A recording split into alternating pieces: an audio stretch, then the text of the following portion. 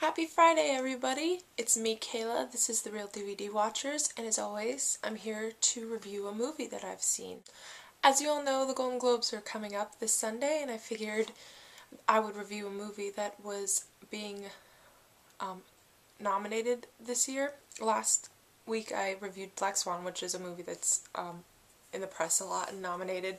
So I figured I'd do another one because I saw a few of them while I was in California, and I wanted to talk about a movie that you might be hearing about on Sunday. This week I want to talk about The Fighter, directed by David O. Russell and starring Mark Wahlberg and Christian Bale and Amy Adams. The Fighter is a story of Mickey Ward, his half-brother Dickie Eklund, and his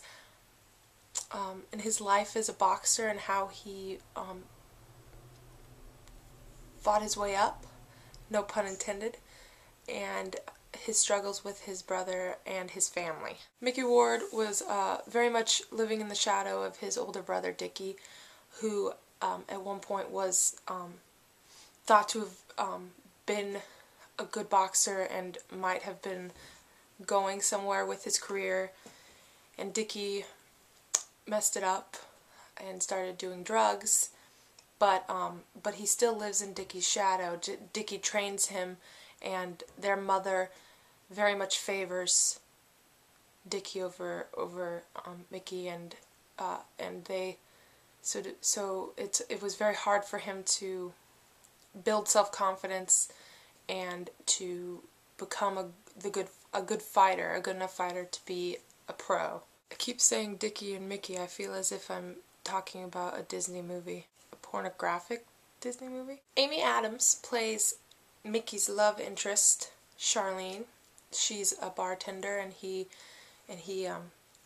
starts dating her, and she is the start of him becoming his own boxer and trying to rise up above all of his family crap. And she pushes him to be a better person and to ignore all the negativity that comes from his family. And she's one of the few positive influences that he has. Her and one of his other trainers and his dad are the three main very positive influences in his career. This is a true story. Mickey Ward and Dickie Eklund are real people, they're real brothers, and it has been in the works for a very long time.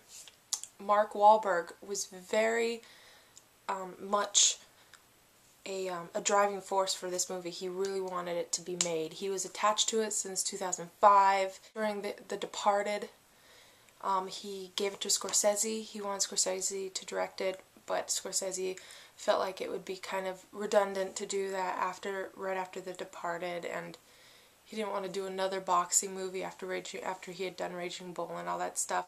He moved on, and he actually asked Darren Aronofsky, who, as we all know, does The Black Swan, and he was going to direct this movie, and he dropped out. Don't remember why, but he stayed on as an executive producer, and they hired the director that we know, David O. Russell, who Mark Wahlberg knew from I Heart Huckabees. The standout performance, of course, Christian Bale, who anytime he was on screen, he acted the crap out of this role, and he was given so much to do with it. And Christian Bale, I love the man. I do. I am a fan of his acting.